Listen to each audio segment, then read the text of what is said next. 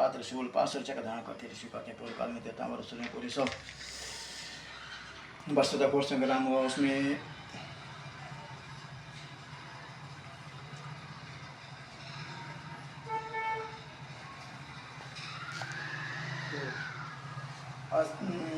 असुर को स्वामी वैसा सोचा देवताओं के नायक में देवताओं की सेना महाबलेश्वर से परास्त हो गई। संपूर्ण देवताओं को जीत कर महिषा से नींद बन बैठा। तब पराजित देवता प्रजापति ब्रह्मा जी भागे करके शरण करके जा भगवान शंकर विराजमान थे। देवताओं ने महिषासुर के पराक्रम तथा अपनी पराजय का चथा दिवसों से विस्तार को सुना। वे बोले भगवान महिषासुर देवताओं के लिए काशी का संग उनका प्रतिष्ठाता बन बैठा है। वो दुरात्मा महिष ने समझ देवताओं को स्वर्ग से निकाल दिया। जब अब वे मनुष्यों की बातें पृथ्वी पर विचरते हैं। दैत्यों के सारी करतूत हमने आप लोगों से कह सुना है। हम आपके शरण में आए हैं, उनके बस का कोई उपाय सोचिए। इस प्रकार देवताओं को वचन सुनकर भगवान विष्णु और शिव ने देवताओं पर बड़ा क्रोध किया। उनके भावे तन के मुँह टेढ़ा हो गया। तब अत्यंत कोप में भरे हुए चक्रपाणी श्री विष्णु के मुख से एक महान तेज प्रकट हुआ। इस प्रकार ब्रह्मा शंकर तथा इंद्र आदि अन्य देवताओं के शरीर से बड़ा भारी तेज निकला वह समीर कर एक हो गया। महान तेज का वह पुंज जलमान पर्वत से जान पड़ा। देवताओं ने देखा वहाँ उनकी ज्वालाएं संपूर्ण दिशा में व्याप्त हो रही थी। संपूर्ण देवताओं के शरीर से प्रकट हुए तेज की कहीं तुलना नहीं थी। एकत्रित होने पर वह एक नारी के रूप में परिणित होगा। अपने प्रकाश से तीनों लोकों में व्याप्त जान पड़ा। भगवान शंकर का जो तेज था उससे देवी का मुख प्रकट हुआ।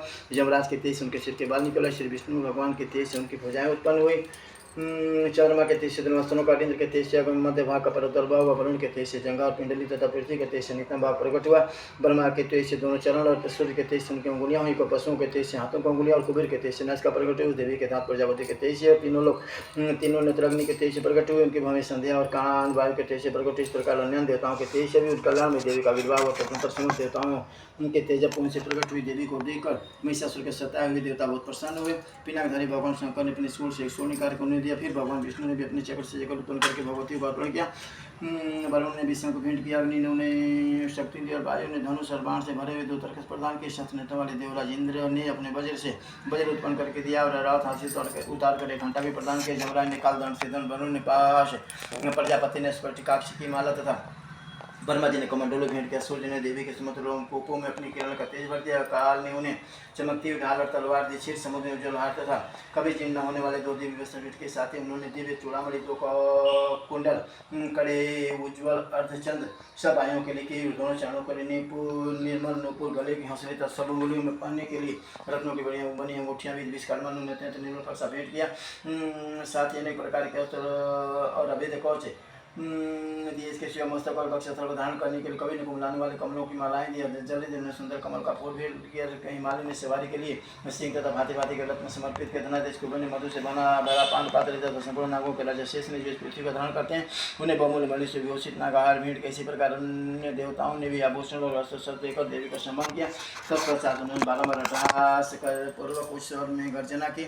उनके भयंकर नाच से संपूर्ण आकाश गूंज उठा। देवी का यह अत्यंत उच्च किया हुआ सिंहनाथ के समान सका आकाश के सामने लघु प्रतीत होने लगा। उससे बड़ी जोर की प्रतिध्वनि हुई जिससे संपूर्ण विश्व में हलचल मच गई और समुद्र कांप उठे। पृथ्वी डोलने लगी, समस्त पृथ्वी पर्वत हिलने लगे। उस समय देवताओं ने अत्यंत प्रसन्नता के कारण सिंह वाहिनी भवानी से कहा, देवी तुम्हारी जय हो। साथ ही महर्षियों ने भक्तिभाव से विनम्र होकर उनका स्तवन किया। संपूर्ण त्रिलोकी को शोक गलत देख कल्याण देख देवतेगण अपनी समस्त सेना को पहुंचा दी। सुसज्जित कर हाथों में तलवार ले सहसा उठ खड़े हो गए। उस समय सातों ने बड़े क्रोध में आकर कहा, यह क्या हो रहा है। फिर वो संपूर्ण समझ से गिर कर सिंहनाथ के लक्ष्य करके दौड़ा और आगे पहुंचकर उसने देवी को देखा जो अपनी प्रभा से तीनों लोगों को प्रकाशित कर रही थी। उनके चरणों के भार से पृथ्वी दबी जा रही थी। माथे के मुकुट से आकाश में रेखा से खींच रही तथा वे अपने धनुष की टंकार से सातों पतालों को क्षुब्ध किए देती थी। देवी अपनी हजारों भुजाओं से संपूर्ण दिशाओं को आच्छादित करके खड़ी थी। तदन के साथ देवताओं का युद्ध छिड़ गया। नाना प्रकार के अस्त्र शस्त्रों के प्रहार से संपूर्ण दिशा उद्भासित होने लगी। चीक्षु नामक महासुर जब महिषासुर का सेनानायक था वो देवी के साथ युद्ध करने लगा। अन्य दैत्यों की शत्रुओं की सेना साथ लेकर चामर भी डरने लगा। 60,000 रथियों के साथ आकर रुद्र नामक महादेव ने लोहा लिया। 1 करोड़ रथियों के साथ लेकर महाअनु नामक देव युद्ध करने लगा। जिसमें तलवार की समाप्ति के तहसीलों नामक महादेव 5 करोड़ रथी सैनिकों से युद्ध में 8,60 लाख रथियों से घिरा हुआ। भास्कर नामक दैत्य भी उस युद्ध में लड़ने लगा। परिवारित नामक राक्षस हाथी सवार घुड़सवारों के साथ के अनेक दलों तथा 1 करोड़ रथियों की सेना लेकर युद्ध करने लगा। बिलाल नामक दैत्य 5 अरब रथियों से गिरकर लोहान होगा। इसके अतिरिक्त और भी हजारों दैत्य महादैत्य रथ हाथी और घोड़ों की सेना लेकर वहाँ देवी के साथ युद्ध करने लगे। तो स्वयं महिषासुर भूमि कोटि कोटि सहस्त्र रथ हाथी और घोड़ों की सेना से घिरा हुआ खड़ा था। वे देवी के साथ तोमर, भेदी, बाल, शक्ति, मुसल, खड़ग, पशु और पट्टी आदि अस्त्र शस्त्रों का प्रहार करते हुए युद्ध कर रहे थे। कोई दैत्यों ने ऊपर शक्ति का प्रहार किया, कुछ लोगों ने पाश फेंके तथा कुछ दूसरे दैत्यों ने खड़ा प्रहार करके देवी को मार डालने का उद्योग किया। देवी ने क्रोध में भरकर खेल खेल में ही अपने अस्त्र शस्त्रों की वर्षा करके दैत्यों के समस्त अस्त्र शस्त्र काट डाले। उनके मुंह पर परिश्रम या थकावट का रंच मात्र भी चिन्ह नहीं था। देवता और ऋषि उनकी स्तुति करते थे। परमश्री भगवती देवी दैत्यों के शरीरों पर शस्त्रों की वर्षा करती हुई देवी का वाहन सिंह भी क्रोध में भरकर गर्दन के बालों को हिलाता हुआ असुरों की सेना में इस प्रकार विचरण लगा मानो बनों में दामन फैल रहा। अपना भूमि में दैत्यों के साथ युद्ध करते हुए अंबिका ने जितने स्वाद चढ़े सभी तत्काल सैकड़ों हजारों गणों के रूप में प्रकट हो गए। पशु, भेंडी, बाल, खड़ाग तथा पट्टी आदि अस्त्रों द्वारा असुरों का सामना करने लगे।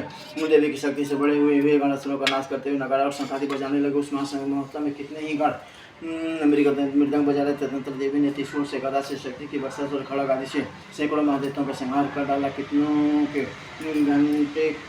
को घंटे के भयंकर नाथ से मूर्छित करके मार गिराया। बहुत तेरे दैत्यों को पास से बांध कर धरती पर घसीटा। कितने ही दैत्यों की तीखी तलवार के मार से दो दो टुकड़े हो गए। कितनों को गदा की चोट से घायल कर धरती पर कितने ही गदा की चोट से घायल धरती पर सो गए। कितने ही मुसल की मार से तहत होकर रक्त बमन करने लगे। कोई दैत्य शूल से छाती फट जाने कारण पृथ्वी पर ढेर हो गए। उस रणांगण में बांस फनों की वृष्टि से कितने असुरों की कमर टूट गई। बांस की तरह झपटने वाले देव पीड़क दैत्यगण अपने प्राणों से हाथ धोने लगे। किन्हीं की बाहें छीन हो गई। कितनों की गर्दनें कट गई। कितने ही दैत्यों के मस्तक कट कट कर गिरने लगे। कुछ लोगों के शरीर मधुमाख से गिरने लगे। कितने ही महादैत्य जांघें कट जाने से पृथ्वी पर गिर पड़े। कितने को ही देवी ने एक बाँह, एक पैर और एक नेत्र वाले करके दो टुकड़ों में चीर डाला। कितने ही दैत्य मस्तक कट जाने पर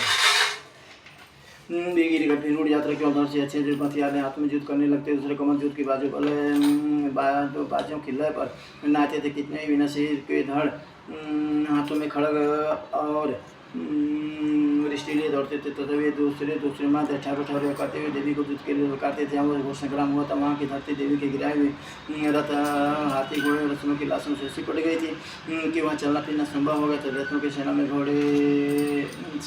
घोड़े, हाथी, घोड़े और असुरों के शरीरों से इतना अधिक मात्रा में रक्तपात हुआ था कि थोड़ी देर में खून की बड़ी बड़ी नदियाँ बहने लगी। जगदम्बा ने असुरों की विशाल सेना को क्षण भर में नष्ट कर दिया। ठीक उसी तरह जैसे तीर्ण और काठ के भारी ढेर को आगे कुछ क्षणों में भस्म कर देती है। और वह सिंह भी गर्दन के बालों को हिला हिलाकर जोर जोर से गर्जना करता हुआ दैत्यों के शरीर से मानव के प्राण चुने लेता था। वहाँ देवी उनके गणों ने भी उन महादैत्यों के साथ ऐसा युद्ध किया जिस प्रकाश में खड़ी हुई देवता उन पर बहुत संतुष्ट हुआ। फूल बरसाने लगे से मार्कंड पुराण संवार के मन देवी महात्मा प्रेम से